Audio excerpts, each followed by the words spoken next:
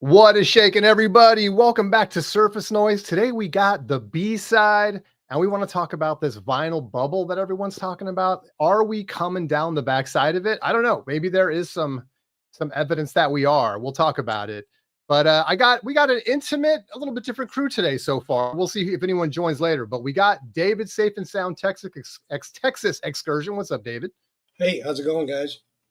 Doing good. Good to see you. Good to see you. And then Jeff Paris is in the house. What's up, Jeff? Hey, thanks for having me. Of course. Always good to have you.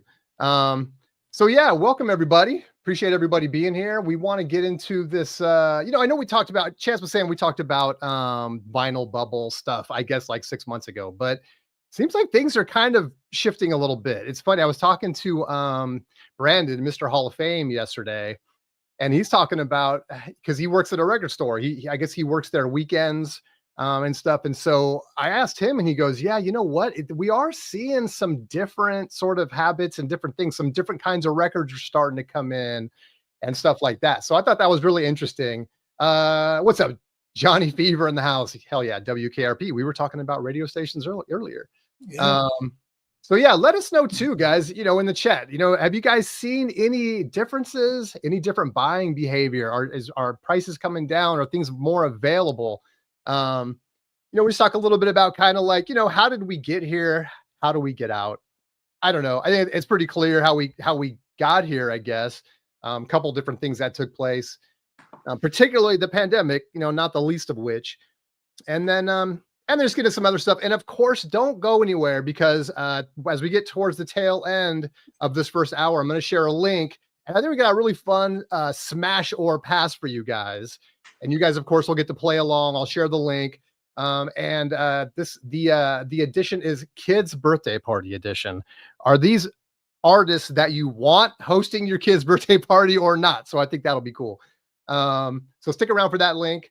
And we have a leaderboard and everything. So that's super cool. What's up, Stunty? Good to see you. Good to see you. Breakfast King of Loyola in the house. What's up? So just to kind of kick this off with this vinyl bubble thing, and I know maybe people are kind of sick of talking about it, but it just feel like things are kind of moving a little. And I don't know if this is subjective or if it's just a timing thing, but where records were getting pretty pricey for a while, some of the stuff that I was really looking for, and some of the stuff is going to be some of the bigger 80s stuff, right? This is going to be The Cure. Some of the stuff that's a little harder to get, even Depeche stuff can be a little pricey. And suddenly I was able to, in the last, month or so, kind of close those collections down with OGs and not have to pay a ton of money for them. And they were pretty available. I was even walking into my local, and it seems like a lot of that stuff was starting to hit the shelf. So maybe that's a coincidence. But then I'm talking to Brandon, as I said, and he goes, you know what we're starting to see a lot of now? And I think we kind of predicted this. He's starting to see a lot of that big box stuff come in. So we're talking about Walmart and Target exclusives. And, we kind of thought, well, maybe people that are a little more casual and been coming into to collecting new records, starting with the pandemic, those people are going to start unloading that stuff. Seems like it's starting to happen. So I'm curious to know what you guys think. But yeah, so I don't know. We'll just kind of kick it off with that. I mean, David, maybe start with you. Have you noticed any difference? I mean, obviously you must have seen a difference 5-6 years ago when things kind of started to skyrocket, tons more people getting into the community. How about now, or in the recent history? Have you seen any changes? Well, I'm in the Dallas-Fort Worth area, and one of the biggest changes is record stores are cropping up out of the blue. So, there's definitely a demand for it. And what I've noticed is that on some of the releases that are newer releases that have an MSRP on them, more and more stores are boosting that. Like the Steely Dans are supposed to be $30. I'm seeing 35, 37. So I'm seeing, that those margins are not great on those new titles, because I know people that have stores. So I'm seeing that, but I'm also seeing that there's a rationale now for records that are, you see a lot, that those prices are finally, getting down, and they're getting to where they should have been for a while. But there is one area where I think there's a vulnerability, and that is more and more people seem to be on the stuff that is, I'll say, pricier, 20, 40, 50 bucks. They're really looking at Discogs closely because there have been a couple records lately that got really good reviews of the comparisons, and I've seen them sticker over prices that were less with newer updated prices because Discogs has been going up on it. So I'm sort of them really zooming in on hot titles that are used. Okay, that makes sense. I mean, are these going to be some of those high profile, bigger titles? Because there's a difference, right? There's sort of like that there's that niche that's kind of like 20, 30, 40, and there's kind of up from there. Are you think is what you're noticing, are those prices going up kind of in the 20, 30, 40 range, or is that above that you're seeing those changes? Well, a lot of them are ones that it seems like people have become sensitive to mastering engineers. Right. Yeah. I wonder why. Yeah, right. I wonder why.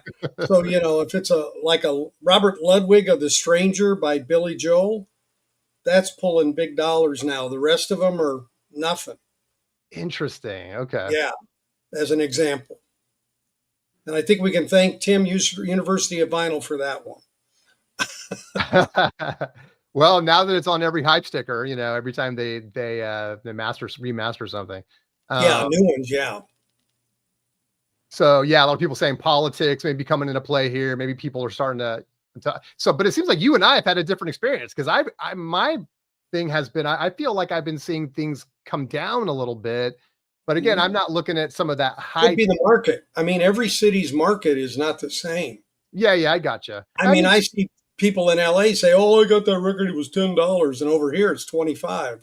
Right. That's true. So, yep, true enough. What about you, Jeff? You notice anything? Any changes recently? Yeah, definitely. I mean, to me, this is all very much a double-edged sword to me because obviously I would like records to be cheaper because I'm a collector, and I'm not just a collector, but I actually like the music. I listen to my records. They're not just, a collectible item to me. I listen to them, but the collector side of me still is in there, and like the history of it, holding history in your hand. So, I want records to be cheaper, and I want to listen to them. The other side, though, is there are so many sellers right now, and I have not seen, I think that would be a good indicator of a bubble, is if you saw more record stores closing or less sellers, and between like all the record stores and whatnot and everything, I just feel like there's just more and more and more. There's so many sellers right now, which is fantastic for me.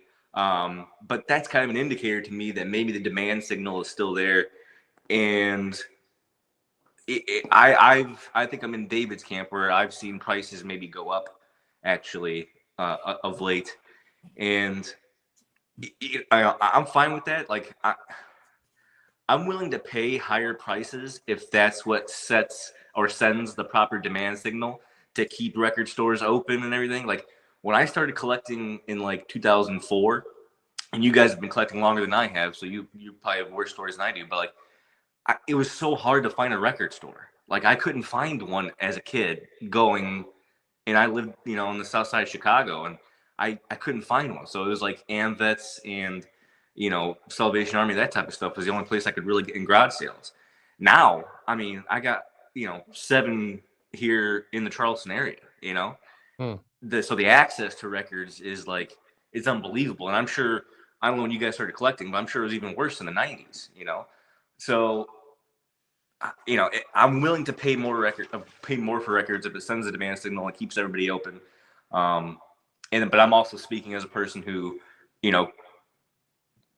selfishly, like I can afford it. I'm in a position in my life now where I don't mind paying higher prices for records. And I'm also at a point in my collection where some of the stuff that I want is going to be pricier stuff. It's just the way it is as you keep collecting. So, I don't know. It's like I said, double-edged sword. Do I want records to be cheaper? Yeah. But I also don't want the demand signal to go down and then I start losing record stores or I start losing some of my favorite sellers, so I guess that's where I'm at. Yeah, it's funny that you're right. I mean, that's part of the story is that, yeah, if things just tank, then that's great for buyers, but not so good for sellers, obviously. Stores close up, all this stuff. I just think a healthy economy is a good economy. Like you're saying, I think it's good to have reissues. It's good to have record stores. It's good to have competition. It's good, you know what I mean, and stuff. And yeah, you're right. That is going to keep those the prices a little bit elevated. But a lot of people are kind of looking for a crash. Yeah. I To don't. David's point too, like he was talking about different markets are going to be very different geographically. I Right. also think just different segments of the vinyl community may be experiencing a bubble. So like you said, a lot of those newer reissues, all those Walmarts, all those Targets, all those types of reissues, when people were collecting during COVID, right? They just, a lot of people collected vinyl, not necessarily for any pressing. They just wanted the music on vinyl. So they were getting the cheapest option, which is sometimes those Walmarts and Targets reissues, right? And now that COVID's over, maybe they're not really into vinyl anymore. So now they're bringing it to the record stores and trying to sell it back. And it's flooding the market with all these reissues. So now it's tanking the price of reissues. But if you're like an OG collector, like I am, I'm not seeing it because I'm not buying those reissues. You know, I like first pressing stuff. That's just the type of collector I am. So from my perspective, there is no bubble. And in fact, it's only we're still on the front side of it for OG stuff. But but people who collect reissues or just want the band on vinyl in any form, you know, they may be, you know, selling those back now and tanking the market. Yeah. Yeah, Boot Trader brings up a good point too, in terms of like, there's a lot of sales going on too of new stuff. Like even just Amazon, man, you can, if you're cool with Amazon, you can find so many good deals there. And just, you know, I picked stuff up there, new stuff for, you know, because, you know, I was picking up classic Blue Note Classic Series and Tone Poets and stuff like that. I was not paying full price for any of that stuff. I was getting 10, 20 bucks off, just being patient, just picking as they were going on sale and stuff, and getting a lot of them. And yet you do see sales popping up here and there from new distributors and stuff like that. So that's a good point. And you also bring up a good point too, which is that there's a lot of different kinds of consumers, right? So for the higher end stuff, for the used, for the OGs, maybe that's not going to be impacted, because I know people have raised the question, like, what happens when the market gets flooded with all these reissues? Is that going to bring down the prices of the OGs? You have any thoughts on that, David? And just, you know, with a lot of these big box store reissues kind of flooding back into the market, which it sounds like they're starting to, is that going to impact OGs at all? Well, the OGs are really for those who are searching them out, I think. In other words, people that buy reissues and I don't mean audiophile reissues. I mean Garden, Vanilla, you know, Walmart, Target, anything coming out. They're not usually as worried about sound, I don't think, because I think they're just looking for it in the format and they want a good, clean copy. And sometimes that's more than good enough. I mean, I did a video on Wish You Were Here from Pink Floyd, and the 2016 holds up pretty well. It didn't win, but you know, you need a quiet version of that album to enjoy it. So trying to find a clean OG is a lot harder than, just saying I'll settle for, or I can live with, you know, a $25 or $30 one that I know is not going to be noisy. So it really, I think, depends on the market. But the OG stuff, I think, has a very, I say narrow audience, but much more intrinsically looking for that particular product. Well, and it seems like too, you raise another point, which is kind of like two things happening at one time. At the same time that a lot of new reissues were getting flooded into the market, we'll just call it that, you know, going in and just becoming more accessible to people, and more people were able to start getting into vinyl as for whatever reason. Is that at the same time as that, I think awareness of different pressings started to kind of creep into, like YouTube and different stuff like that. And a lot of people were starting to get like, oh man, I got to look at the matrix number now. I got to like, who pressed this and who was the engineer? And so that started to creep in too. So you kind of had, seems like these two things kind of happening.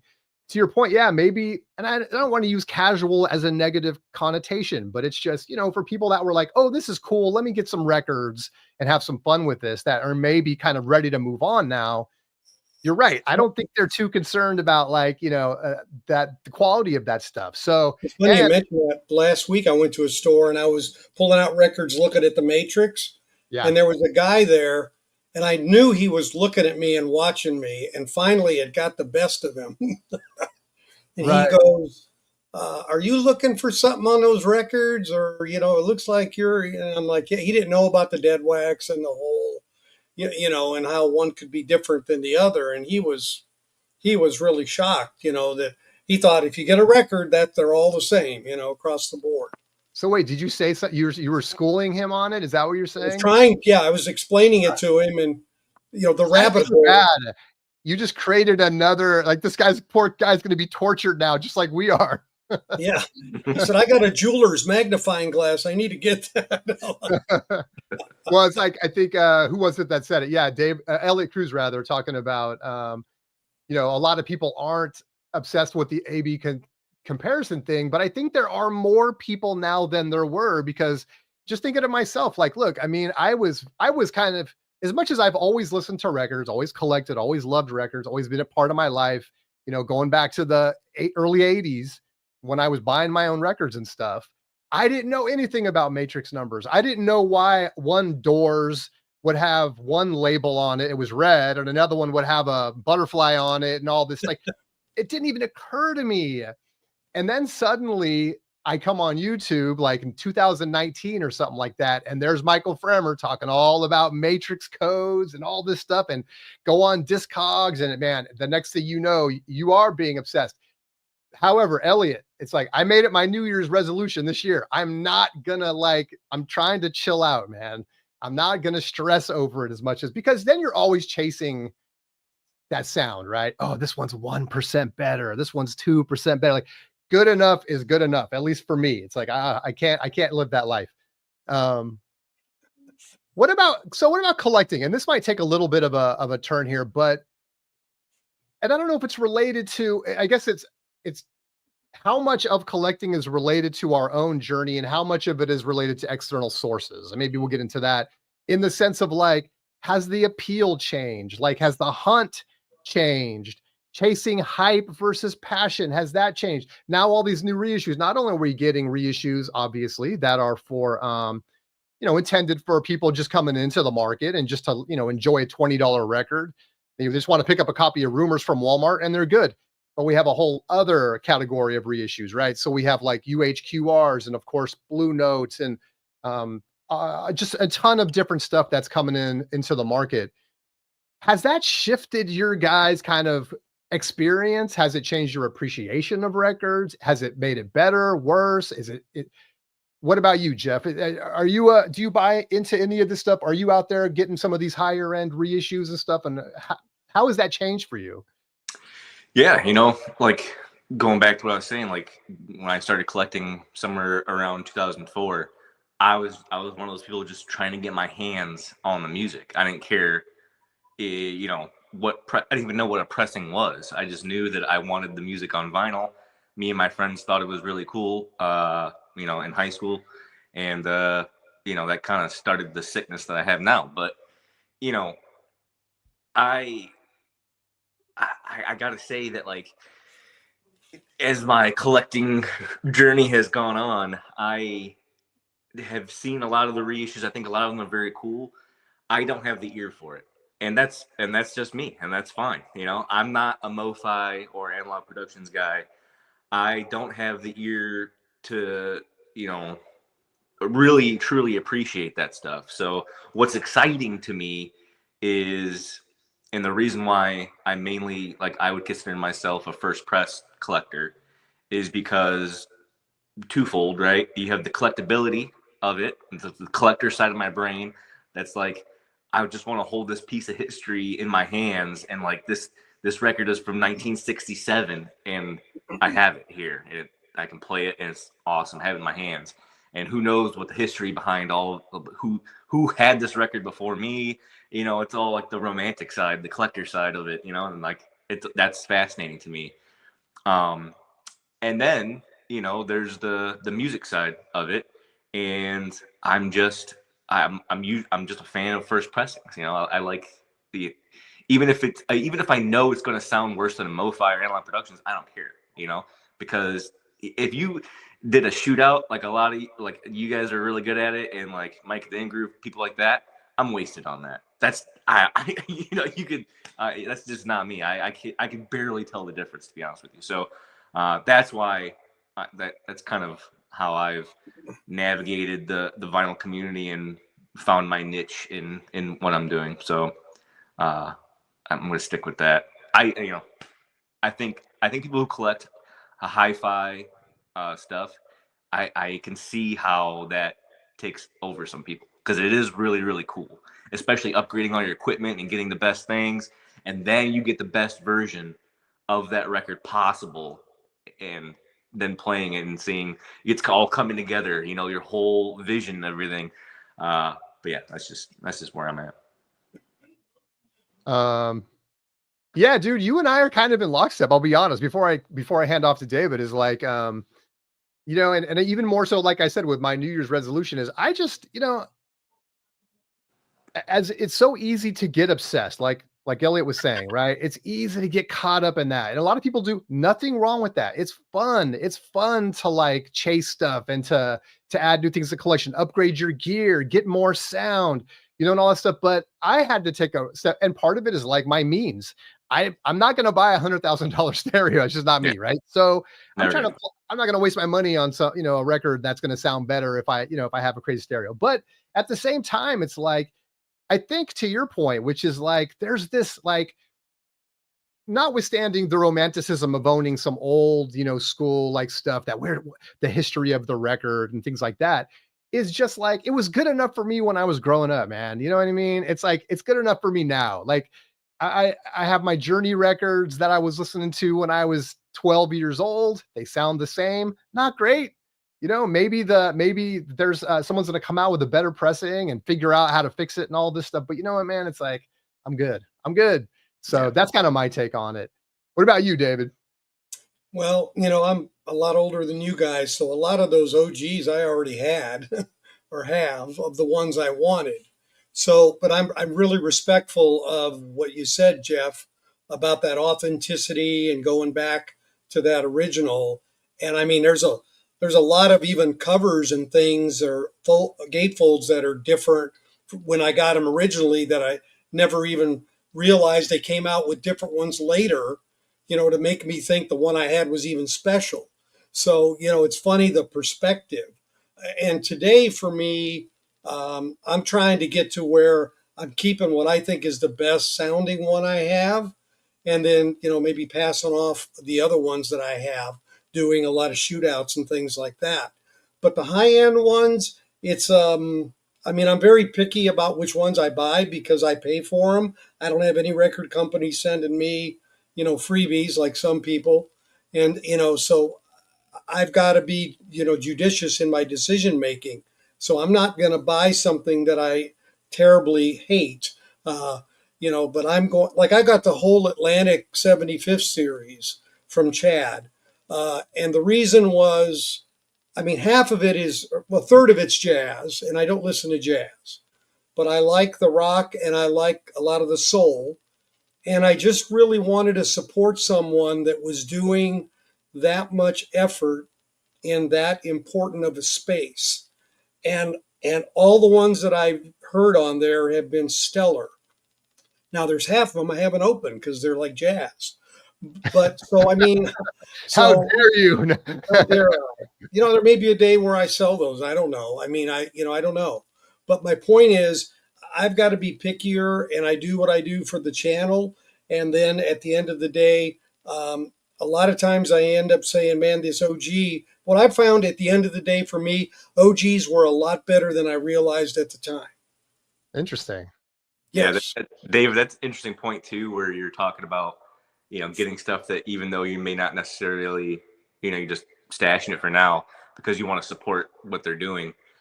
I'm at a point too to where I feel like I'm starting to do that more and more. Like I feel like I've been around the vinyl community enough to where I start to become fans of people. Like there's some record stores here around Charleston where I'm starting to know these people now. You know, I'm starting to get to know them, Yeah. and I want to make sure they do well. You know, Sure. so I'll Yeah. pay more just to make sure they do well. Like I'm Dylan the from same Noble way. Records, like I consider him a friend at this point. Like Yeah. I want his shop to do well. Like I'm willing to pay more for records if I know that it's going to help his shop, and I like what he does. You know, his music label. He reissues some crazy rare stuff. Yeah. And that's awesome to me because there's some records out there that I know that I'm never going to get. You know, I'm not going to pay $2,000 for a record. That's just I'm not sure if I'll ever get to that point. But you know, so I like supporting people who are really doing stuff, really cool stuff. So I'm willing to pay a little bit more to make sure that they do well. And you know, so I completely agree with you. Yeah. Yeah. The only time I'll buy Amazon, honestly, if it's something I just can't seem to find anywhere, that's it. But even Amazon has changed the way they get records prepackaged from their distributor. So when you get it, it comes with just a barcode on it, and that's it. And it's they're usually decent boxes at that point because they're coming from somebody that cares about records. Right. Because I used to get records from them, they just throw it in a big box, and they didn't care at all. Yeah, I've heard of some people getting them in bags, like the plastic. You know, I've heard that too. I've never had that happen. Yeah, maybe I've never gotten the record off Amazon. Doesn't shock me. Yeah. Sometimes they'll throw it into a box with other stuff. So if you're getting like a big, like 50-pound bag of salt or something, don't buy the record on the same day because when you get the box, the salt will be sitting on top of it, and that could be a problem. By the way, Breakfast King, you know what? I'm sorry. There's no accounting for taste, man. If you don't like Journey, I don't know what to tell you. Yeah, I saw that. No, I know, man. I got to live with it. You know, if you love a band that, a lot of people hate, you just gotta own it. So I guess I'm curious if, and it seems like it's hard to predict now. We might be doing this again in another 6 months just because who knows what's going to happen. I mean, but it definitely seems like a lot of these, the big box stuff is coming back into the market and stuff like that, which I think that's interesting because what's going to happen with all that? Like, is that going to start showing up on Discogs too, or just in record stores and like a special, like big box bin or something like that, or I don't know, the Walmart exclusive bin or something. But anyway, do you think, the social media play, and I think maybe one of you guys mentioned it. Well, like for example, Jeff, I mean, Dylan, right? I mean, all over Instagram and stuff like that. I'll well, before I even give my story, what do you guys think? I mean, in terms of like, can that have any kind of impact? Somebody sharing a record, even just showing it and some of his big accounts and stuff like that, reviews, shootouts like David does and stuff like that. Do you think that has any kind of impact on that market of these records? Yeah, I mean, without a doubt, there's no way that it doesn't. Like, especially for some of those, big, vinyl community guys, like Dylan and Mike at the In Groove, and a couple other ones that are just like very, very influential. I feel like once they talk about a record, that could even influence the market on it a little bit. Like I've seen it. So. But I love it. I love everything about it. I take in as much as I possibly can because I'm always there's so much information out there now. Like I keep going back to my early collecting days in the early 2000s. I couldn't get this kind of information anywhere. Like I would, Sure. It would have to be out of a book there was no access to that as a kid. So, now there's lots of channels that are, I learned so much. I've discovered so much new music from people who have YouTube channels or Instagram or whatever that I follow. I for example, like, when I first started collecting, I was all classic rock, right? I loved REO Speedwagon, Van Halen, Rush. Rush is still my favorite band of all time. But, and if you would have told me that I'd be sitting here with a whole bunch of psych records, I would have been like, you're nuts. That music's super weird. No. And now it's like, I can't get enough of it. I'm trying to get my grubby little hands on every psych record I could possibly find. So, I think your tastes change, and the only way your tastes are going to change is if you get exposed to it.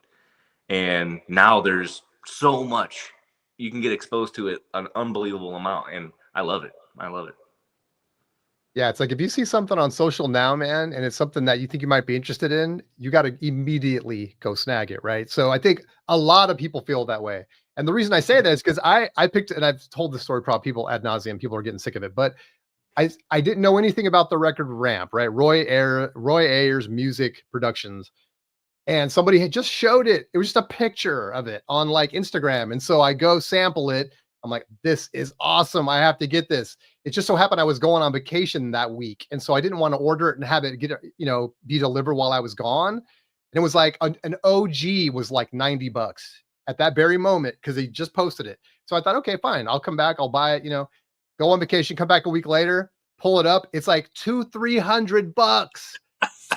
I mean, if that doesn't speak to the power and influence of like social media, I don't know what to. So I ended up going with a reissue, which is fine, but it's like, man, how quick things can change. So, on the one hand, it's like, I hate to, it's like there's the whole FOMO thing, which I try not to buy into, but then there's also the get it while the getting's hot, because you just don't know, man, especially like you, Jeff, if you're into OGs and stuff, man, that stuff just might disappear.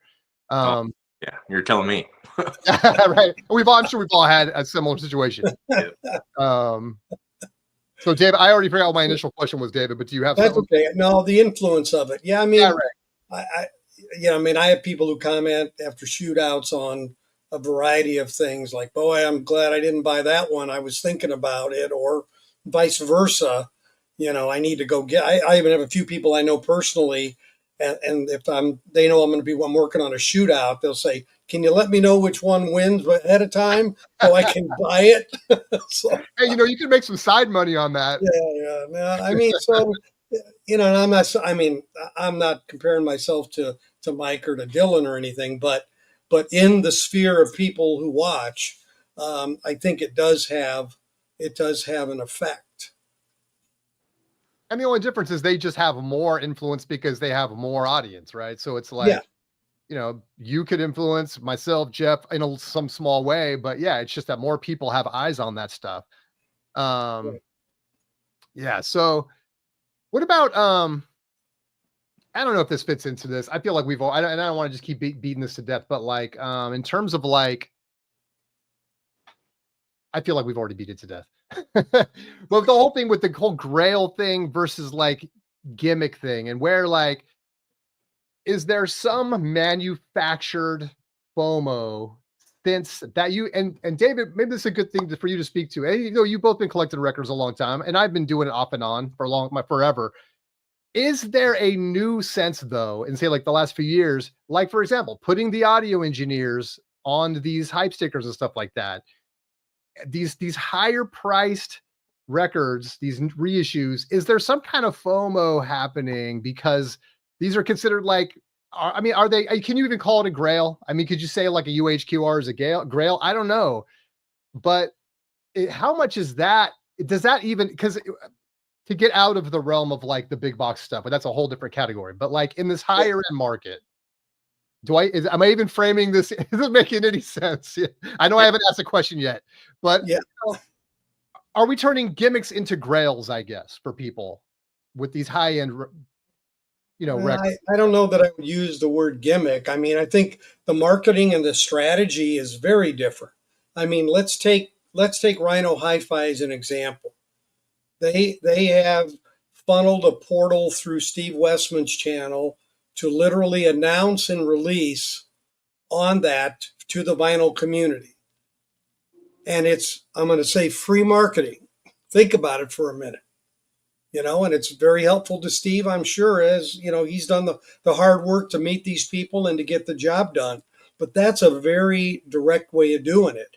Chad coming on and announcing through a video at Friday at 4:00 on one day that he determines he's going to announce Marley, or whatever.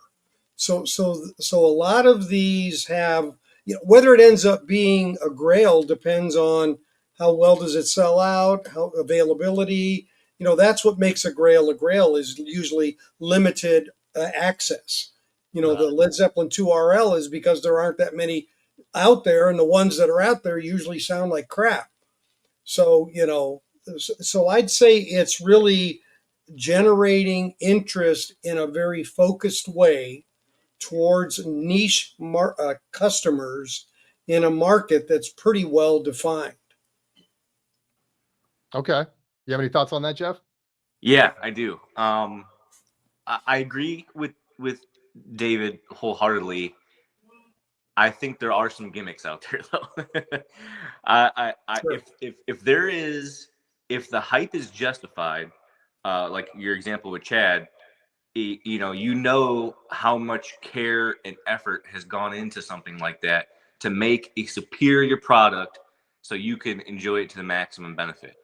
And I think that's a deserved hype. I think you should be excited about that drop, and you should have FOMO if you're really into hi-fi stuff about maybe missing out on that drop.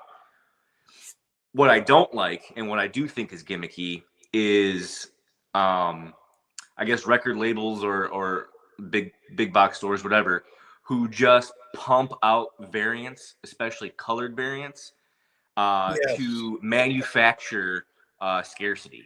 When you think that you need this colored variant to make sure that you have the most rare one you can, and then 2 weeks from now, Taylor Swift comes out with a lighter pink, and that you need that one now. I just don't like that side of it, because it seems disingenuous to me, and it forces people to want to buy, or to feel like they need to buy multiples of the same record, but they could use that forever. They could just keep coming out with new colors and manufacturing that scarcity and making you buy it. So that just seems a little sketchy to me, and I just don't love that. Yeah. I get it. I mean, they're making money, and I do that, but I just don't like it. I don't like it.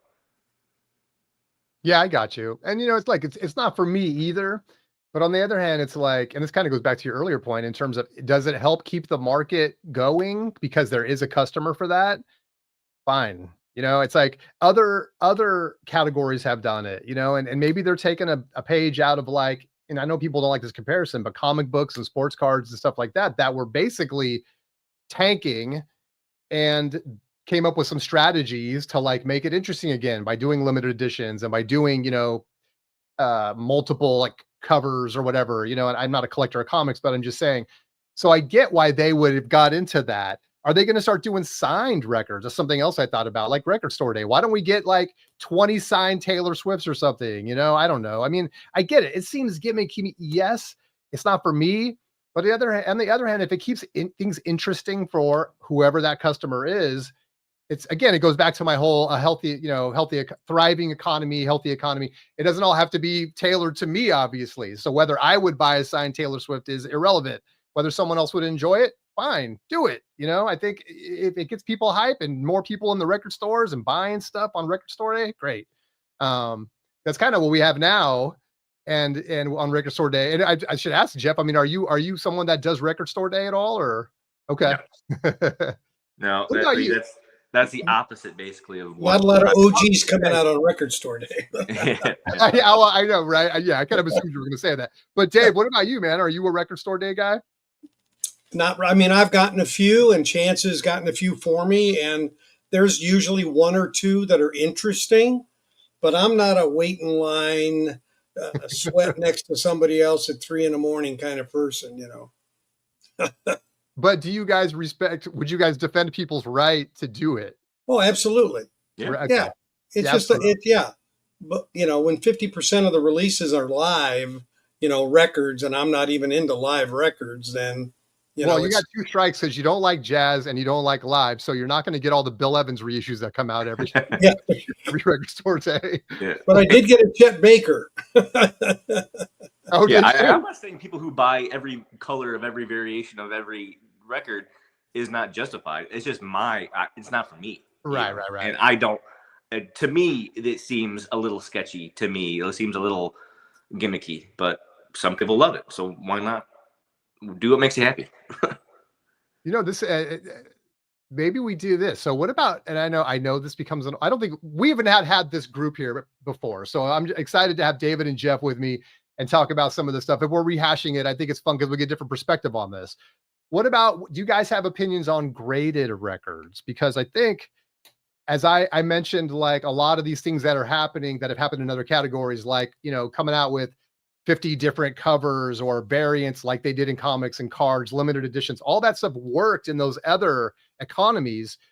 But so did grading.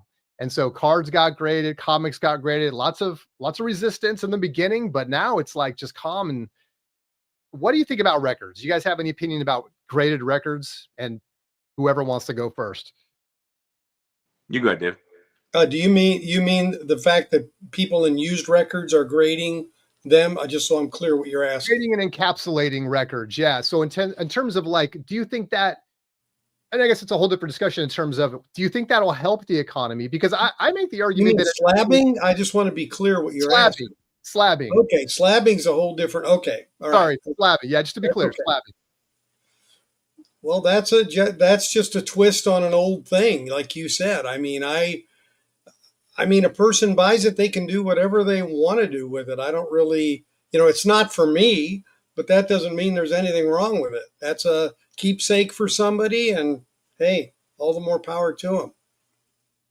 Do you think it's possible it would take off to the extent that it could actually help the record economy at a point where things might otherwise start to kind of settle, and suddenly, because there's a guy, I can't think of his name, but you guys, people in the chat probably know who I'm talking about. There's a dude who collects this stuff and he's being interviewed now. But I guess the guys that did a Pawn Stars now have a podcast, and they've been interviewing this guy, and he's talking all about graded records.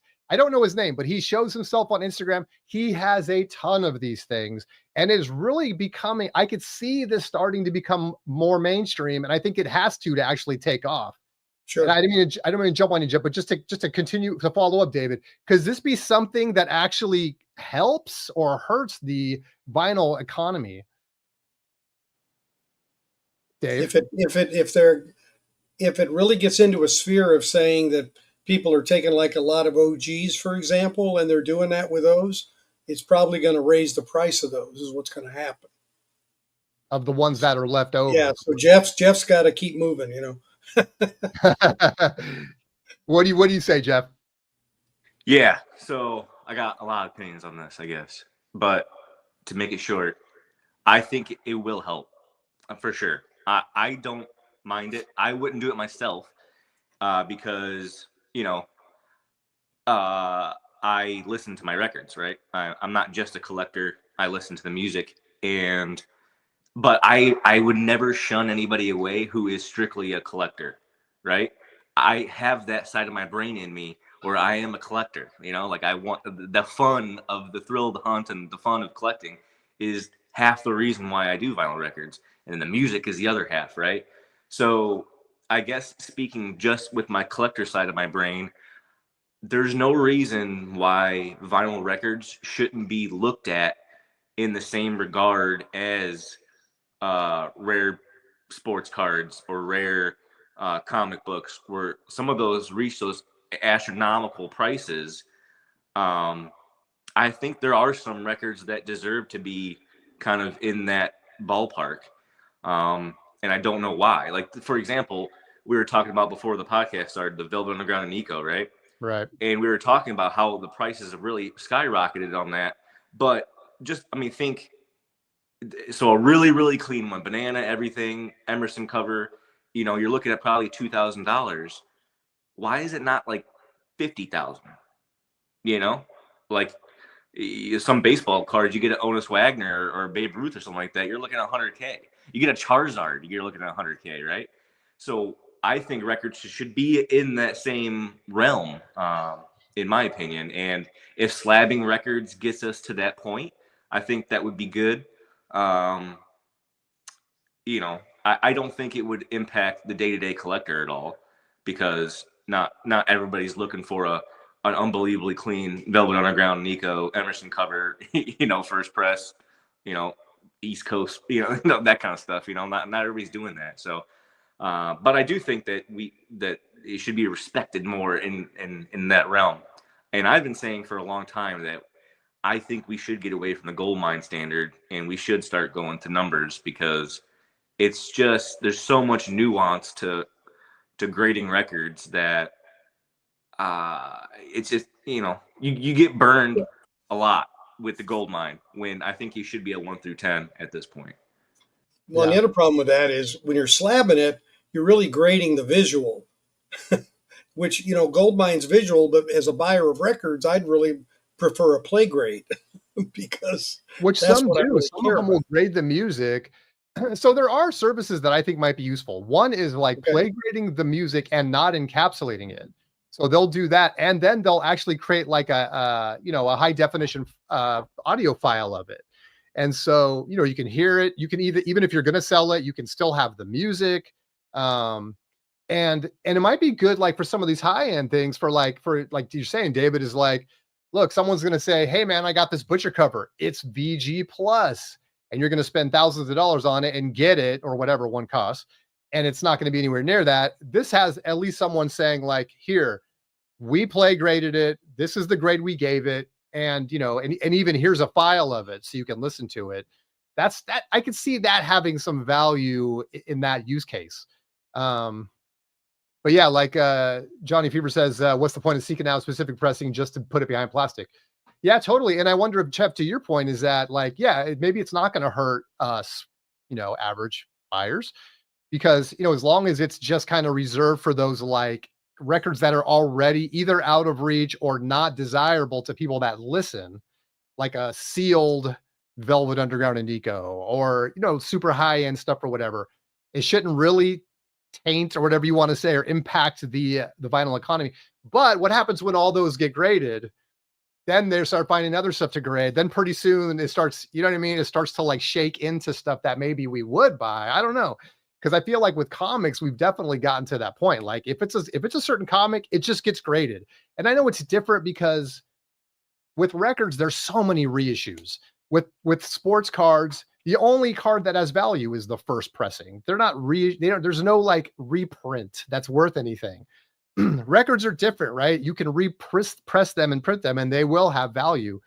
But anyway, I think it's interesting, and I think it'll be interesting to see like where, as we're kind of coming out of, whether you want to call this a bubble or whatever, and whether we're on the back end of it at all or not, debatable, I guess. But if you take some of this evidence and say, well, look, some of this like big box stuff is ending up in the record stores now, so maybe that buyer is starting to get out of it.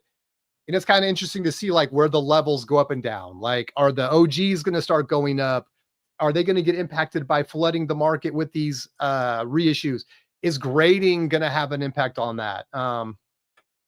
So yeah, I just think that's I think overall, like David said, I don't care what people do with their records, do whatever they want.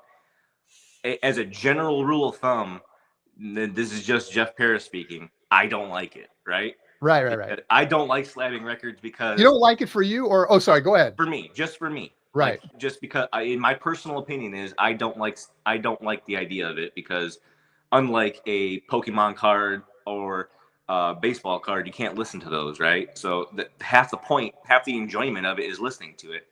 And I can think of very few exceptions where I think slabbing a record would be a good idea.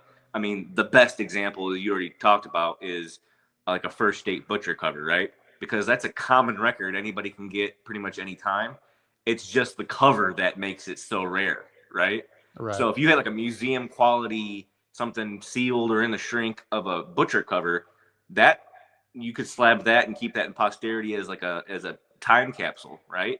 And just listen to any copy you want of Yesterday in the Day. You can get an original right now for a reasonable price. So, but there's very few examples where I can think that it's probably a good call to slab. In general, I am against it. Well, we might have one in the house, David. An original Butcher. Yeah. You showed one before, right? Yeah. I think, is it sealed too, David? No. Okay. I don't see it. That's it. You don't have it close at hand, do you? We could. No, I don't. It's in my in my safe. Okay. Good call. It's made it on camera before. Yeah, I just want to put it out there. But would you ever consider, I don't know, David, is there a use case for that? Let me frame it this way. And I don't want to lead the witness here, but you have a hardship. You know, maybe we're all going to get to that age where we want to leave something for our kids and make it easy for them to be able to kind of offload it and make some money and stuff like that. Would you ever consider grading and encapsulating a record like that very nice butcher that you have? Yeah, that's one that maybe, as the rare exception, because it's the exterior, not the record itself. Right. Like a RL, Led Zeppelin, it's like, okay, well, I want to listen to that puppy, so. Right.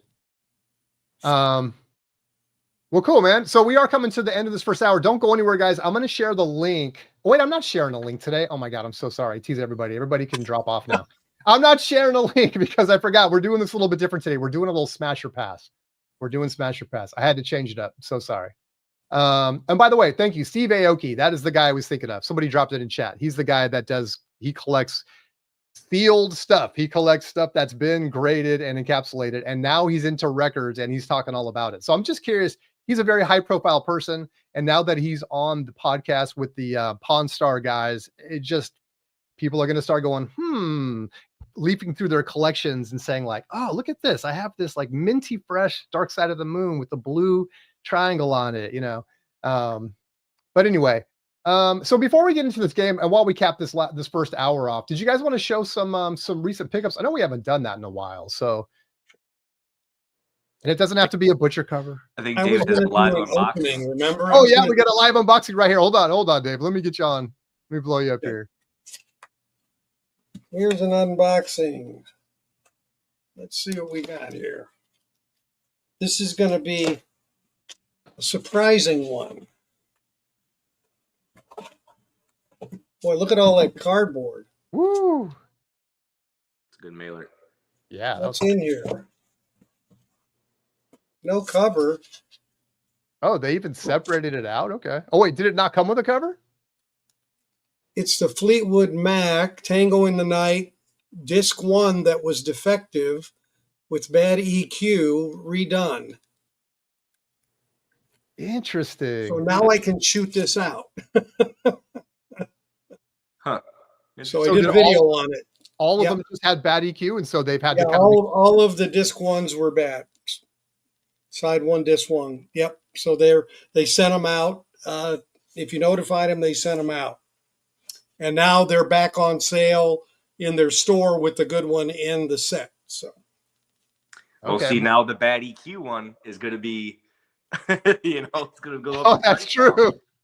You're going to start seeing those encapsulated. Yeah. Isn't like the White Album? Don't they have like a version like George Harrison hated and a few of them got out? And the only way to tell is in the matrix numbers. I'm pretty sure there's something like that. I think you may be right. Those are crazy. Anything else, Dave, that you want to show? Just a couple here. I think I showed you this was a Muppets thing. I buy these for my daughter who's a Muppet collector. So this was Muppets of Brenham, and then a shaved fish, which greatest hits of Lennon, which is no big whoop. This was it's a Columbia Santa Maria of greatest hits of Simon and Garfunkel. So I wanted one that was pressed at Columbia Santa Maria. With the hype and everything, so cool.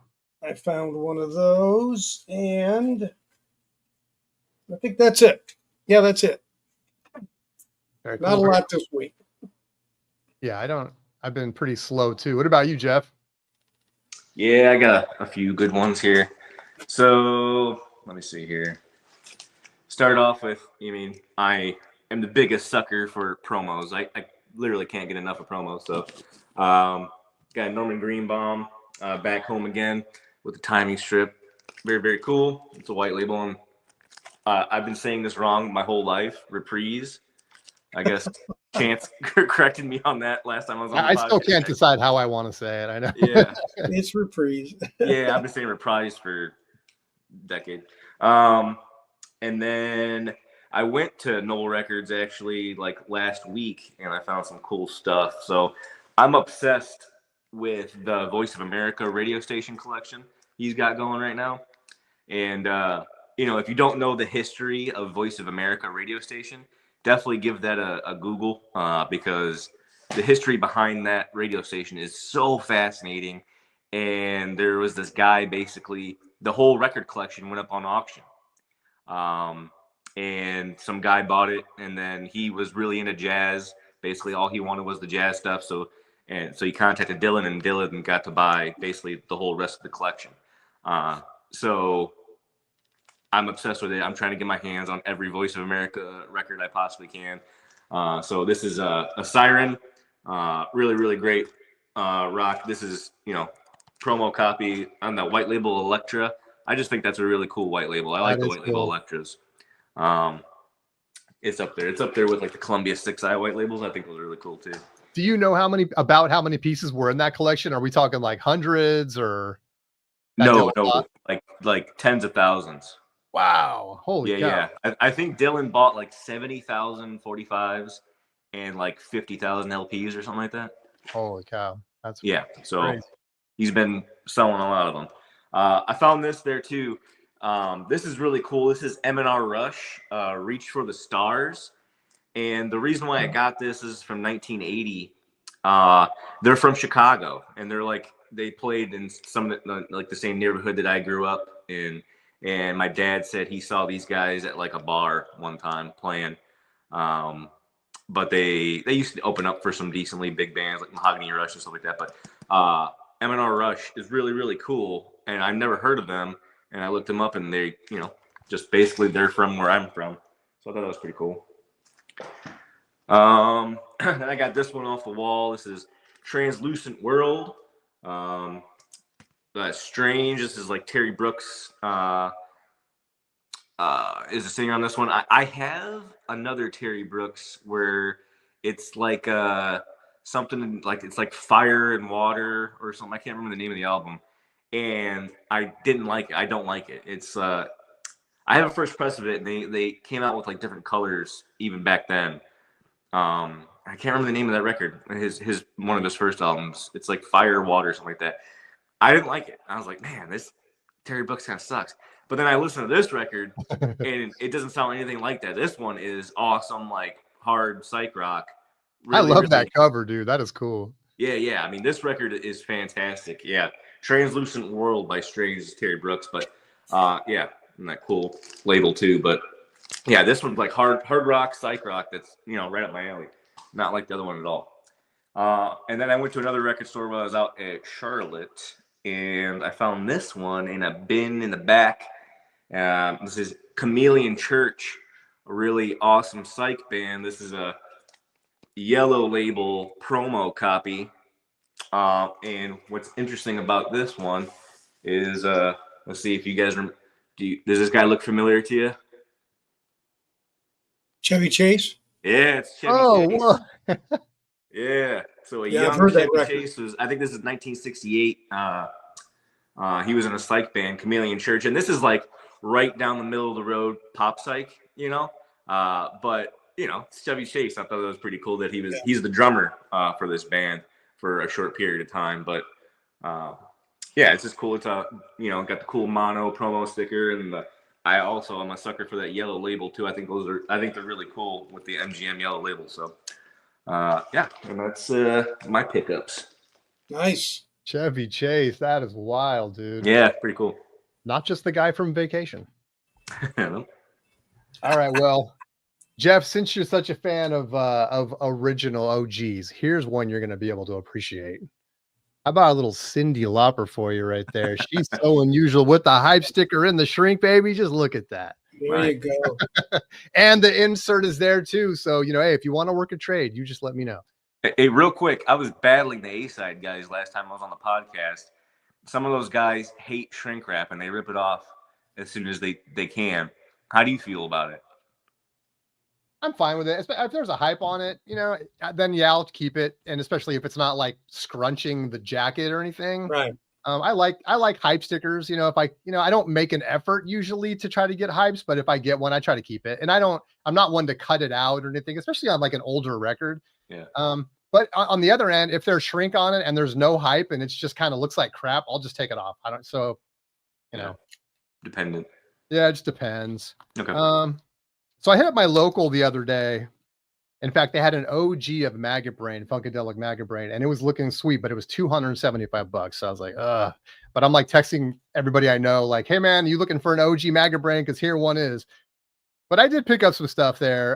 In fact, this is a record I never heard of, but apparently everybody knows about them except me. But this is Accent. This is basically a heavy metal band, from out of the 80s. This is the album Breaker. And I thought, man, this is really cool. Like anytime I see something new that's kind of like early 80s, and this one's like 81 and it's metal, I always try to sample it. And because I want to know if it sounds decent. This one does, man. They're actually a cool band. So that's Accent. I had no idea. So now I'm on the lookout for some of their other titles. Picked up Whitesnake. I'm just trying to, fill in, like grab the best of the Whitesnake records. The only other one I really want is the one with Steve Vai on it, which apparently isn't one of their best records, but it has Steve Vai. So I know the guitar playing is great. So, but yeah, a little Whitesnake. Yeah, that was Accept, not Accent. Oh, what'd I say? Oh, I say Accent. You said Accent. Well, there you go. Accept. I mean, there you go. Okay. I had no idea. I'm still trying to learn it. You had no idea you could read. I haven't been saying that for 2 days. All right. I think these guys are called the Jets. And so, yeah, this is. I think you're pronouncing that correctly. I think you got that. Correct? Right. Jets. David? If you're from Chicago, you know what that is. Yeah. Right, the Yankees win. The Bears. Yeah. The Bears. Yeah. Bears. So the Jets. This is supposed to be. This is great stuff. Electronic R&B out of the 80s. I'm all about it. And this is the Jets. It's like, I guess they're considered their best record. And then Mr. Hall of Fame got me hyped because he keeps showing Eddie Money records. And obviously, again, these aren't pricey or rare or anything like that, but they are nostalgic for me. So this has got Shaken on it right here. She was shaking. Come on, David. You know that one. And then we got 2 Tickets to Paradise right here on this one. That's the ticket. I think that's his first record.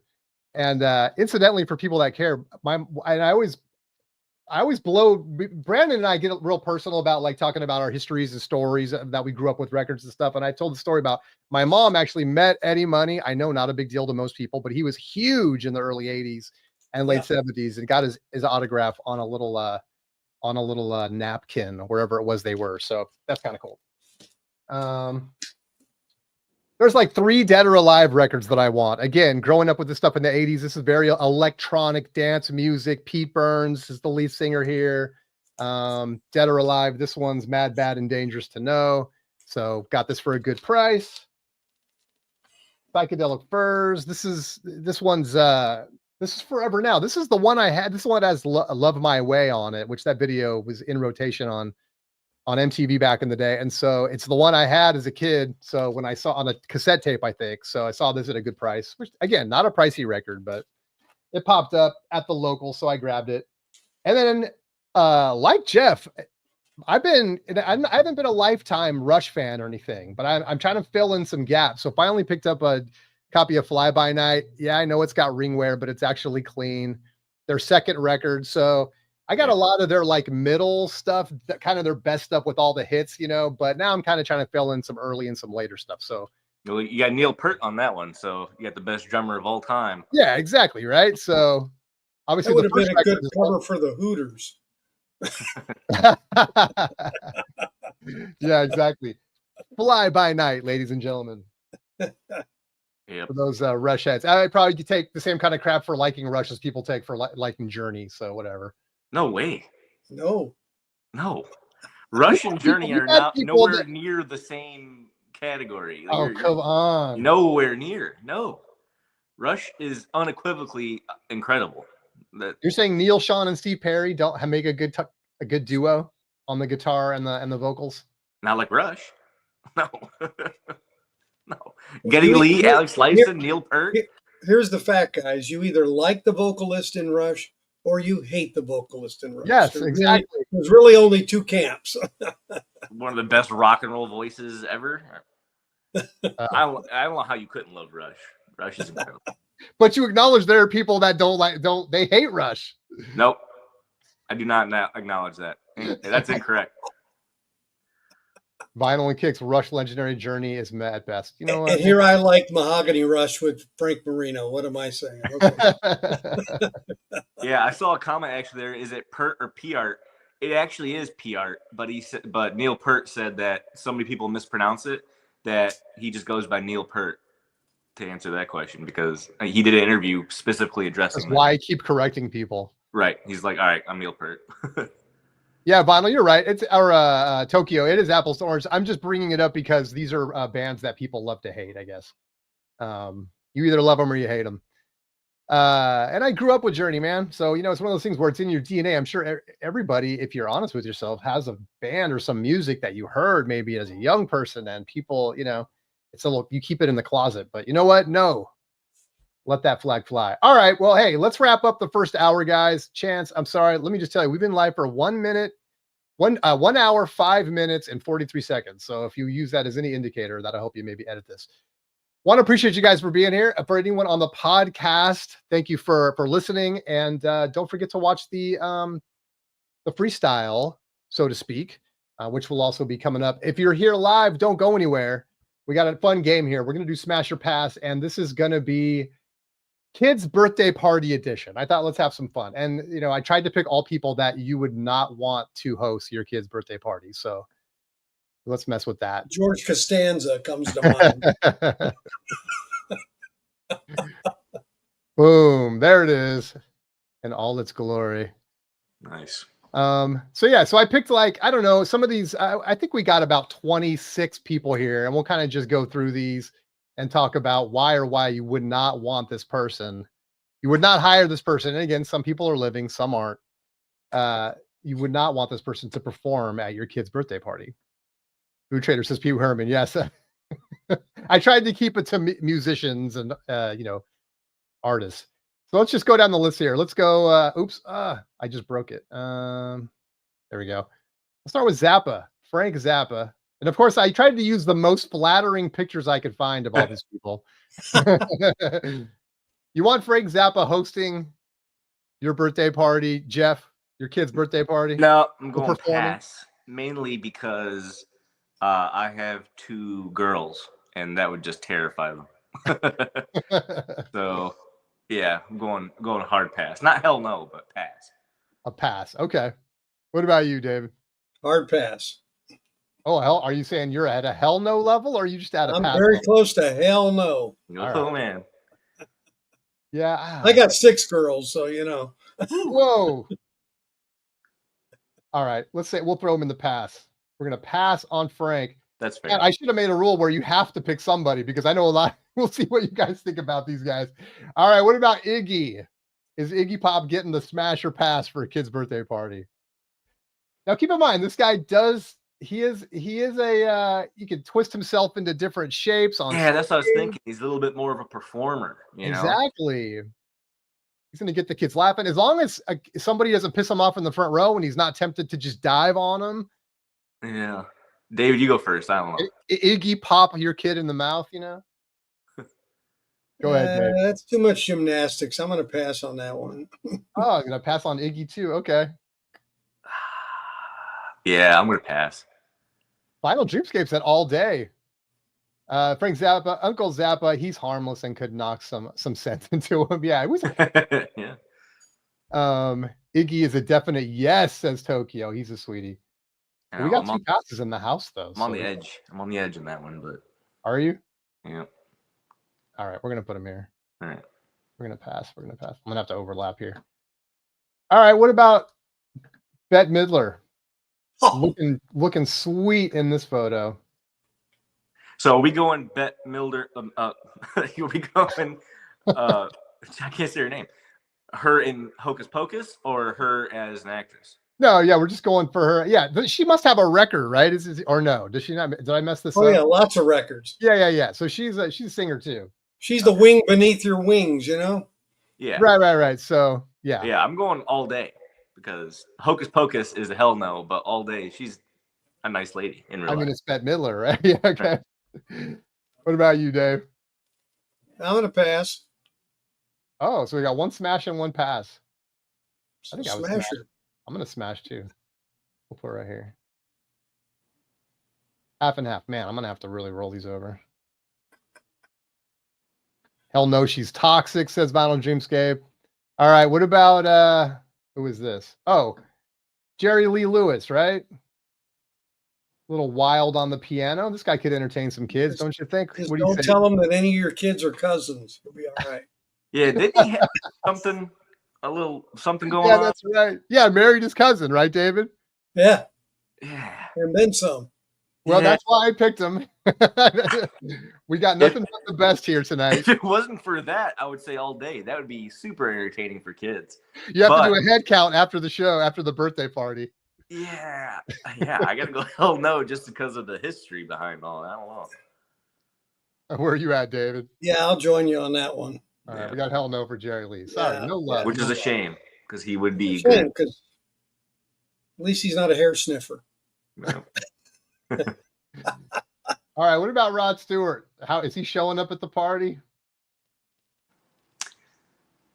My wife would kill me if I said no, so it's got to be all day.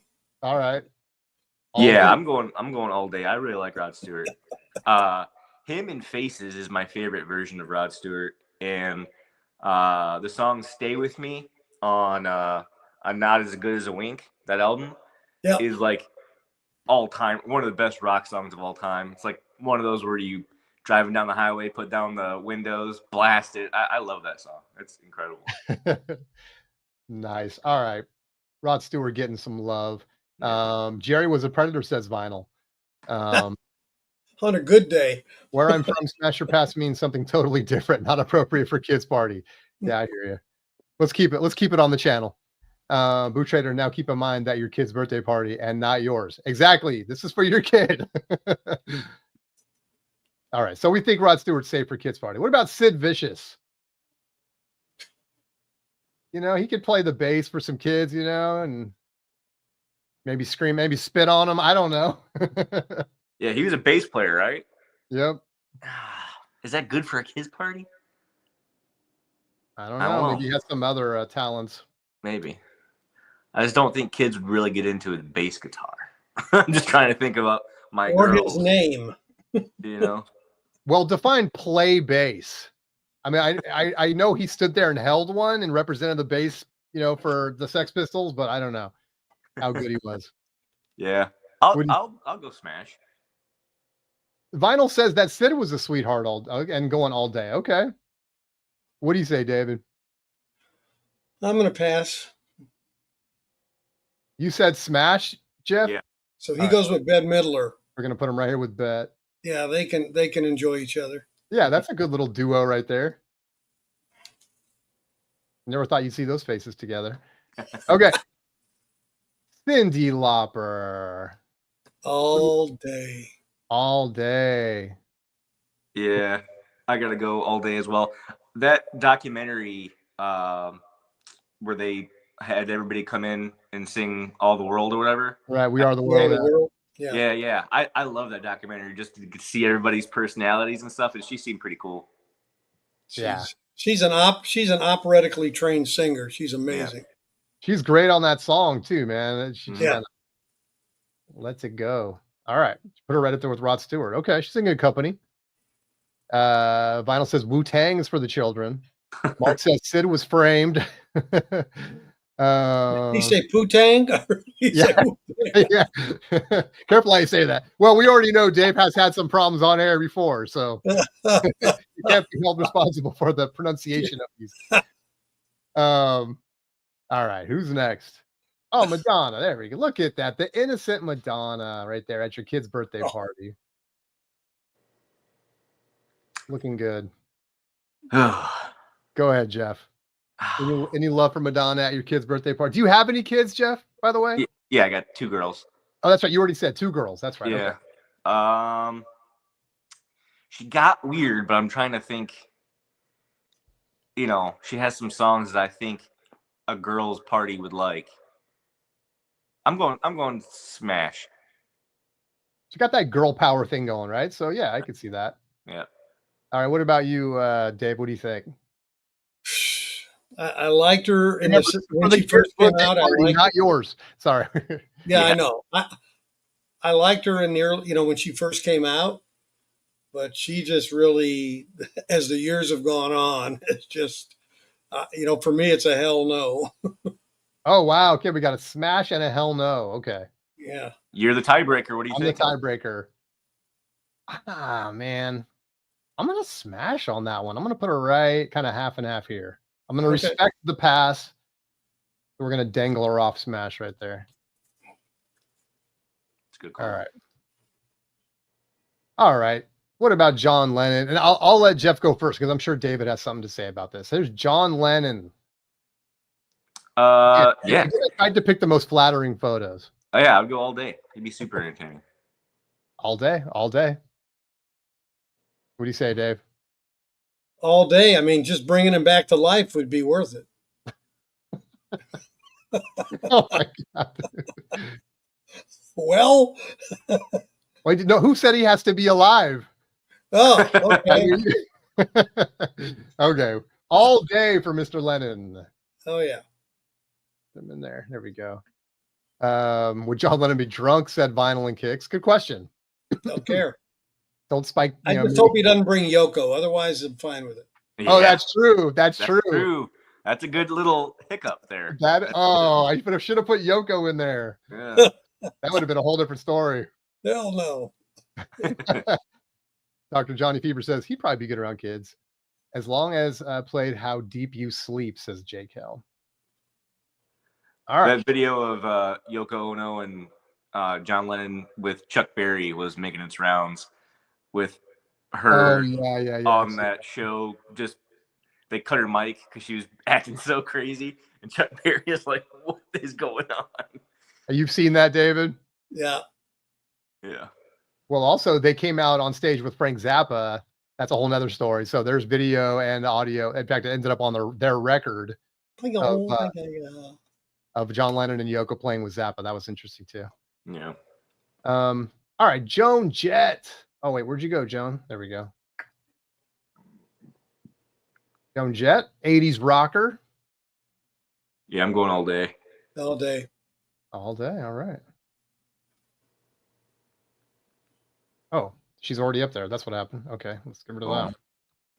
Look at that. She already. You just knew. She just predicted. Yeah. Wait, what happened? What happened to John Lennon? He's been he did a sex change right there. We didn't see it. That's just I know. That was like a magic trick. Also does magic at your kids' parties, so that's cool. Oh my gosh. All right. Right in there. All right, so we got some all days. Okay, I was worried we were gonna end up with a bunch of passes. All right. Great. Oh my God. Okay. Grace Jones. Grace Jones. Yeah, there we go. She always reminded me of an Oscar. I don't know. An Oscar statue. I'm not too familiar with this one. What does she sing? Oh, do you remember, Dave? What was her?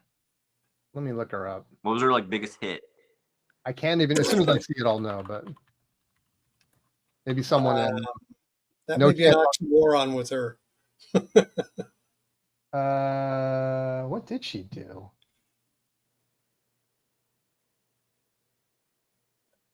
I don't know. I can't help you. All right. I'm going past because I don't know who she is. Yeah, I don't know enough about her to let her in the door. Okay. Sorry, Grace. Pass. Yeah, I don't. Yeah. All right. I'm going to do this to her, doesn't it? There we go. Kurt Cobain. Like him, but hell no. Jeff is saying, hell no. What about you, Dave? Depends on what? I said it's another one we're resurrecting. Oh, right. Exactly. I'm a pass at least, yeah. I like him, but not for a kid's birthday party. I'm going to go hell no, too. Depends on the age, I guess. If it's like a 7-year-old. Like a moody high schooler, maybe. Yeah, right. Oh, married to Dolph Lundgren. That's right. Grace was a wild one, says Vinyl. Boucher said, yeah, he'd be real good for teaching your kids life lessons. Yeah, don't do what I did, kids. Okay. Now this was my clever way of putting Janet Jackson on the list. Here we are, the nip slip, the famous. This happened at the Super Bowl, right? The Yeah. wardrobe malfunction. What do you say, Jeff? You gonna let Janet in? Yeah, I'll do smash. Okay, smash on Janet. What do you say, Dave? Is this with or without the wardrobe slip? Let's assume no wardrobe slip, I guess, because yeah, that's Well, I'm You're from supposed to Gary, tell. Indiana. She's from Gary, Indiana. So I got to say yes. Oh, check you out. I didn't know that. Nice. I've been to Gary a bunch of times. I know I'm near you. We got to talk sometime. Yeah. Southside Chicago guy. All right, here we go. Full smash on Janet. Debbie Harry. Is Debbie Harry qualified for a kid's birthday party? Not familiar again. Oh, you ever heard the band Blondie or the group? Blondie, Oh, she's Rapture. Blondie? Yeah, Rapture. They were like a disco kind of band. Heart of Glass was her big one. Oh, Heart of Glass? Okay. Yeah. I like Heart of Glass. She'd be okay for me. I'd go I'd smash. smash her. Again, David, this is for your kid's birthday, not yours. Oh, sorry. Yeah, you're right. I know. That's okay. The music is still good. They'll like the music. Okay. Yeah, that's true. The music would be good for a girl's birthday party. So you guys both smashed then, right? Yeah. Yeah. All right, I'll put it right there with Janet. Oh God, I'm covering up. You're covering Bid. people up. You covered up Bette Midler, and that's pretty hard to do. I was afraid that would happen. Hold on, let me just get these guys down here. Sorry, Iggy.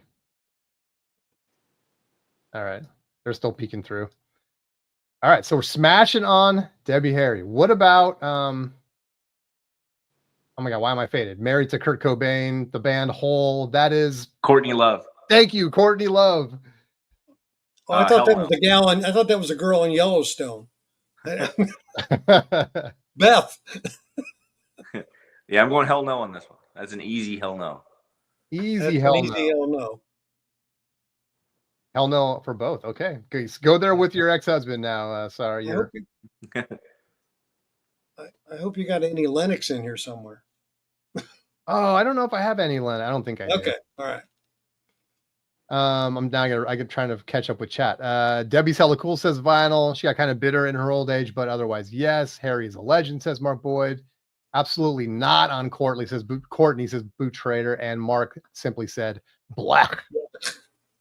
Hope I got the pronunciation on that right. Okay, what about Cher? Again, looking her best here. Oh, this is such a tough one because I need to know era of Cher. Well, there it is. That's how she's coming to the party, dressed just like that. So this is Well, then hell no. 70 Hell Cher or no. something. Hell no. Hell no. Hell no. What Cher would you have? Like Cher recently at the Grammys? If I could turn back Or time, at the Cher? Oscars? Where was she just? I think she was at the Oscars. I would take that Cher. Okay.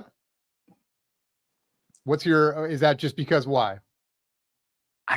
What? Look at that picture. I can't have that in my children's birthday party. The picture speaks for itself. What do you say, Dave?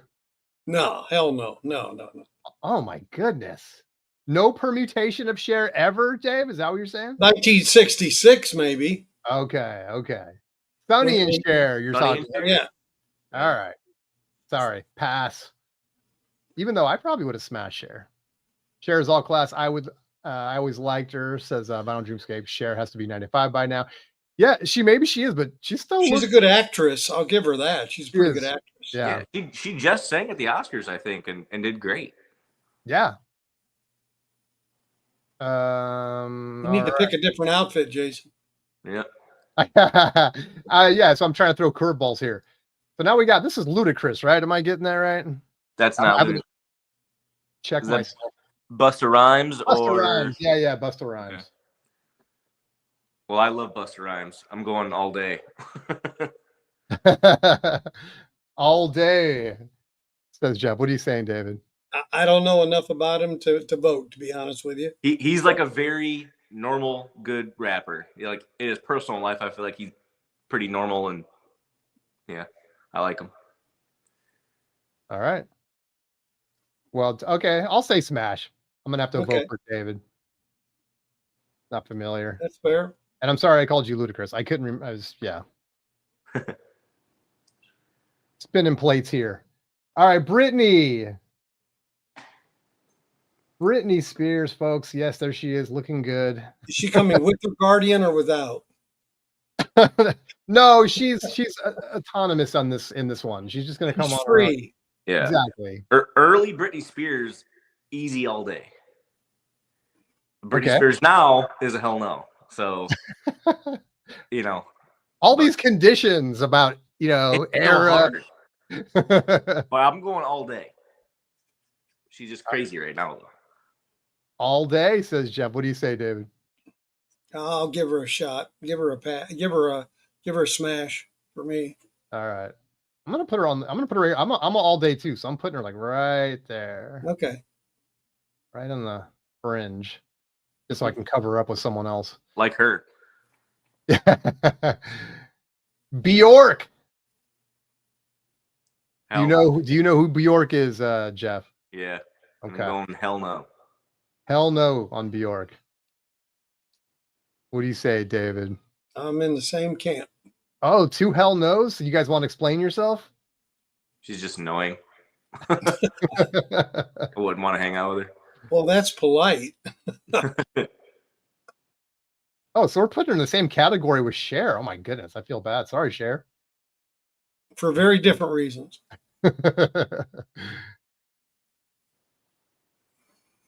All right. Next up, how about a little Snoop? Snoop All Dogg. day. All day. We got one all day. All right. Keep your eyes on him, man. Don't let you don't want all of a sudden he pulls out a blunt and the next thing you know, kids are, you know. That's true. But he could hold together for a kid's birthday party. All right. What do you say, Dave? I'm afraid my Butcher album's going to disappear.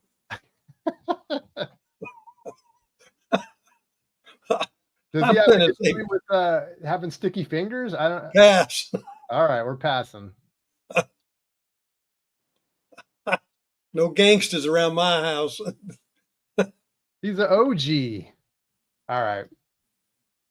Bjork all day, especially the first 4 albums hit Tab. Yeah, of course. But are we gonna? And you got to say whether Tab. This is for kid's birthday party. Is she gonna perform there? Kids would love Bjork. Nope on Bjork, says Boot Trader.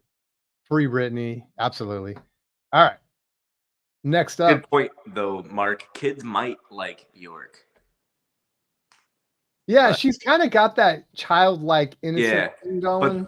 But I still have to deal with her. All right, Ozzy. Get that photo. I'm sorry. Yes, I put a lot of effort into finding the best photos of these guys. Nice. All right, there's Ozzy in all his glory. Is Ozzy going to perform? Now, hide the bats. You know, whatever you got to do. But is he going to be at the party? I love Ozzy, but I got to pass. I'm the same way. It's not a kid's birthday party kind of guy.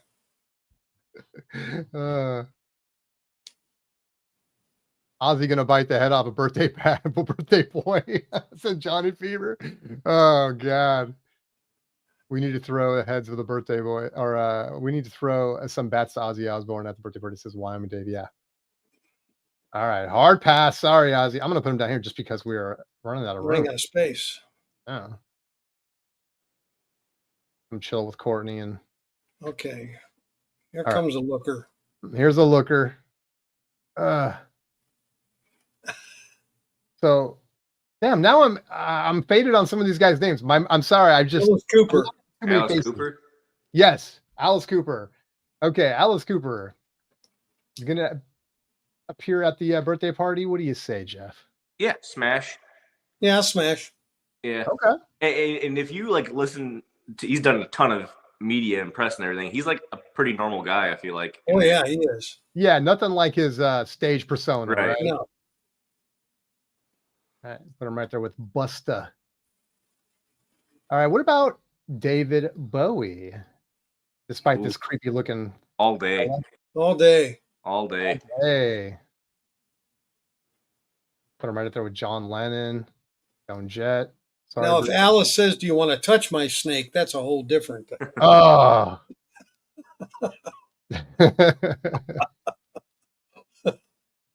All right, I got to put Brittany down here because she's. There we go. I do love some of these smashes. Okay, we got Brittany and Alice Cooper. Okay, what about Tina Turner? I almost thought I was going to forget her name next. Oh, by the way, Vinyl Kicks is Prince of Darkness. Hell yeah. On Aussie. Okay, what do you guys? You know who Tina Turner is, Jeff? Yes, I know who Tina Turner is. We don't need another hero. Dave? I think she's a smash for me. Yeah, I go smash. Okay. Smash category. Congratulations, Tina. We'll see you Sunday, 2 p.m. Don't be late. Bring a gift. Just don't tell her my middle name's Ike. Oh my God. Is it really? No, of course not.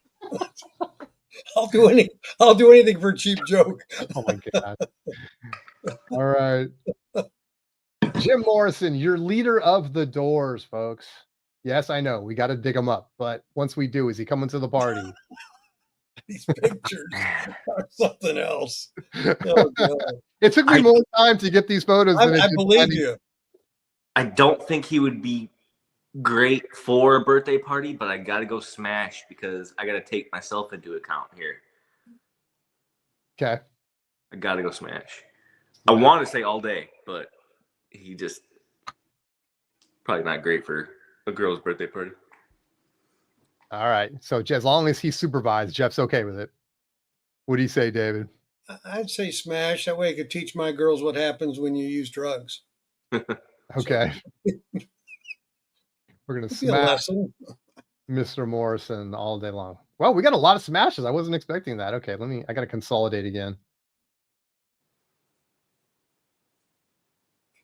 Needed smaller buttons on the left. Yeah, I know. Yeah. They need to fix this whole thing. Well, you got so many, my God. I know. Well, that's the thing. I know we have time, so I'm like, let me go through some of his comments. I like it. Here says, yeah, it should be cool. I want to know who you're talking about, Drew Trader. Yeah, it should be cool. Sorry, because I missed it when we were doing it. Mark Boy, at least he didn't marry a 13-year-old. Sorry, now some of these are out of context. As long as Ike isn't around, said Vinyl, yes. Yes to Tina, says Tap. Absolutely. Jay Kell, as long as Jim Morrison didn't pass out like he did at the kids' party in the Doors movie. Jim exposes himself. So oh, no, we can't have that. No, he wouldn't be good around kids. Morrison is a singer, but not a kid birthday host, says Boo Trader. Jim Morrison, if drunk, might. Yes, exactly. Boo Trader, well, you think about the superstars, there will have to be a lot of smashes.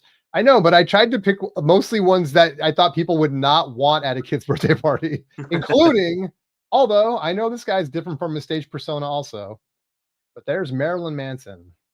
Hell no. Hell no. Hell no. All right. I'm creeped out just looking at him. Yeah, I'm not a fan. Sorry, Marilyn. You're sitting there with Ozzy. The bridge way too far. All right, I'm going to really start running out of room here. Sinead O'Connor. Nothing compares to you. Of course, written by Prince. Pass. One pass. What do you say, Dave? Recently deceased. Rest in peace. Yeah, I know. I think she'd be okay at a birthday, at a girl, a girl's birthday. I think it'd be all right. I'll give her a smash. All right. Somewhere in between. She's on the cusp. As long as she doesn't talk about popes, we'll be okay. We'll put her on the cusp, as we like to say in the astrology world. All right. The B cusp. Oh my gosh. Lenny Kravitz, right? Trying to remember all these guys I got in here. Okay, what about Lenny Kravitz? That is Lenny Kravitz, right? Yeah. Okay, Lenny all Kravitz. day. We got one all day. He'd be great. He's a smash for me, yeah. Got an all day and a smash. Going right up here. O'Connor all day. She's a gem and a smart lady, says Vinyl Dreamscape. No chance on Marilyn Manson, says Boo Trader. Mark Boyd says she was great. Sinead, oh yeah, hell yes. Love Sinead. Weird Al better be on this list. Oh, chasing records. Dang it. I don't think Weird Al's on here. Maybe next time. That'd be all day. Lenny all day. Absolutely, says Vinyl Dreamscape all day. Lenny all day. Lenny, he's in there. We got enough all days in the chat too. We're throwing you way up here with Bowie. Even though the look on Bowie's face there does not look good. All right. Oh, that's it. We got through them all. Oh, you got through. Good. Look at how well-rounded this is. It is a very well-rounded list. This is very well-rounded. I was kind of not expecting that. I expected it to be a little bottom heavy. No, it's a good bell curve. Like, exactly. From three dinglings, that makes sense. It might be your best one of the night, David. That's the mic drop right there. All right, so Rod Stewart, Cyndi Lauper, Joan Jett, John Lennon, Bowie, and Lenny are all days. And then a smash on Janet, Debbie Harry, Busta Rhymes. Sorry, I got your name wrong earlier. Brittany. I still can't remember your name. Spears? Huh?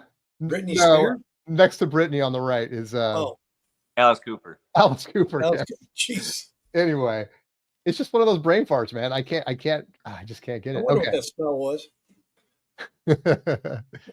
I'm sure Busta Rhymes is watching right now, so I apologize for Jason. Busta. Okay. I love you both. I love Ludacris too. So I do too. I like Ludacris. Well, guys, any mic drops, any last final words on the vinyl bubble? Did we learn anything today? Do anything that we weren't able to air out? What do you think, Jeff? Yeah, I mean, I think the mass-produced reissue market is on the backside of the bubble, and it's getting ready to burst.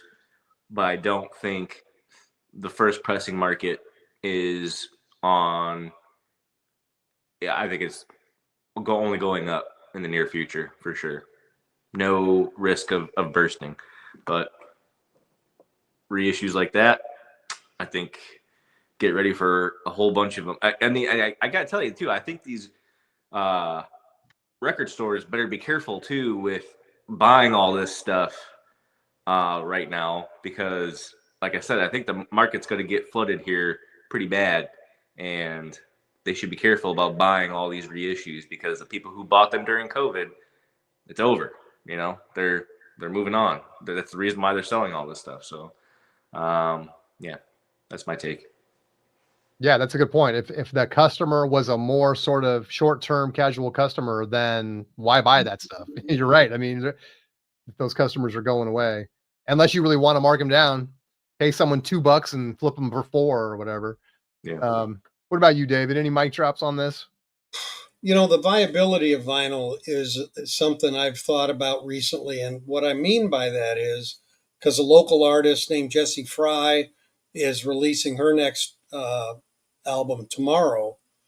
And I remember a time where I contacted her. I've known her for years here.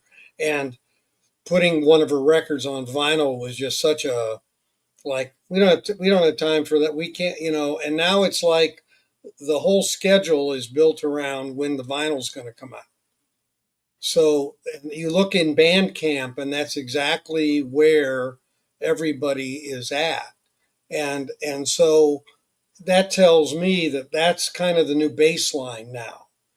It used to be because of maybe less record plants and maybe backlogs and things like that. Vinyl was getting a bit out of step with the other release, whether it was streaming or CD, and now it's leading the way. So, as from an industry standpoint and an engagement standpoint, I think vinyl is kind of cementing into that lead dog status and is becoming something that isn't just a, gee, it'd be nice if we could, but we can't go. Yeah, we can't go if we don't have it. You know, it's kind of like if you don't have a website, who the hell are you, right? Or if you don't, you know, you have to, it's kind of the cost of entry now, so to speak. Yeah. So to me, watching the new artists and watching what they're doing has really changed a lot in the last 12 to 18 months. Yeah. And to your point too, Dave, a little bit to expand on it too, like I think a big reason why the vinyl market went down, in the 80s, early 90s because of the CD, right? Sure. So, but now, and that was the new technology. Now you have Spotify or Apple Music in your pocket where you can listen to basically every single song on earth. And vinyl records are, without a doubt, way cooler than CDs. So, I think we're back now to where you're right. Vinyl is going to cement their spot in this kind of category, and because of smartphones and because of Spotify and all these giant streamers, you're not going to go back to cassettes and CDs because the only reason why those were popular is because they were super convenient. You could listen to them in your car, but they're not as cool as the vinyl. That's just a fact. So I think we're in a good spot. Yep. Yeah, it's funny what you said, Dave, too, about the schedules kind of being dictated by vinyl. That reminded me of Martin Gore of Depeche Mode was interviewed, and he was talking about how their schedule, they're ready to release their record, but they had to wait for the vinyl pressings. It ended up pushing out the release date months or something like that. And he was like kind of blown away. He's like, here we are in 2023 or 4, whenever that record came out. And we're having to wait for vinyl pressings, and stuff. And so it's kind of interesting. So yeah, if your favorite artist is late, it might be because of the wax, that having to go through that pipeline, which wasn't an issue before, right? It's all digital. We just drop it. So that's kind of interesting. Johnny Fever, I think RSD won't sell nearly as well despite the releases due to the economy, and that may be the red light for stores. That's an interesting idea too, which kind of piggybacks on what you were saying, Jeff, with the newer kind of stuff that's more catering, I guess, to the more casual. And again, I'm not trying to say that as a negative. Yeah, but you think that record store day? I think it's a good point that might actually be impacted as well. Then what happens to record store day? Although record store day was started way before the pandemic, so yeah, and I also think that there's a record store day is kind of an anomaly, only in the sense that some record store day presses get this artificial bump and the prices go crazy on them. So there's always going to be an appeal, and nobody really knows which ones are going to do that. Like, some people have good ideas, but no. So I think people will still try to get them, thinking that maybe one of those is going to pop. So I don't know. I'm not sure if RSD is going to be like the best indicator of it. I think the best indicator is going to be, you're going to see a lot of bins filled up with, Walmart, stickered vinyl. I think that's going to be the big bubble pop. But yeah, so when you're out there digging through crates, watch out for those Walmart and Target reissues. Yeah, being mixed in. Decoy Card says, to be fair, big record stores will just buy volume at discount and drip feed for 10 years, like they always have. Yeah, I can see that too. And as long as you just mix them into the bins with your other stuff, I mean, if there's no other way to pick up that copy of Rumors on that day and somebody walks in and wants it. KRWD says, yes, but CDs are way cooler than streaming. Going back to the vinyl being cooler. Yeah. Well, yeah, there's a whole subculture on CDs to where some of the early manufacturing of those sound better than what they did afterward. So you go back and look at the Warner Electra Atlantic catalog. When it was first pressed on CDs, it said made in West Germany. And now you think, what's West Germany, right? Because, but those sounded unbelievable because they were straight off the tape. They didn't do anything to them.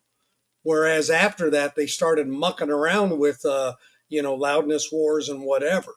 So there's a whole subculture of people looking for those cheap CDs right now. And the day's going to come when those will ratchet up again. How long? I don't think it'll ever eclipse vinyl, though. Well, I'm not saying it'll eclipse vinyl. I just think they're building a bit of a mastering engineer, dead wax kind of thing about which CD was made when, is starting to happen. That's cool. Yeah.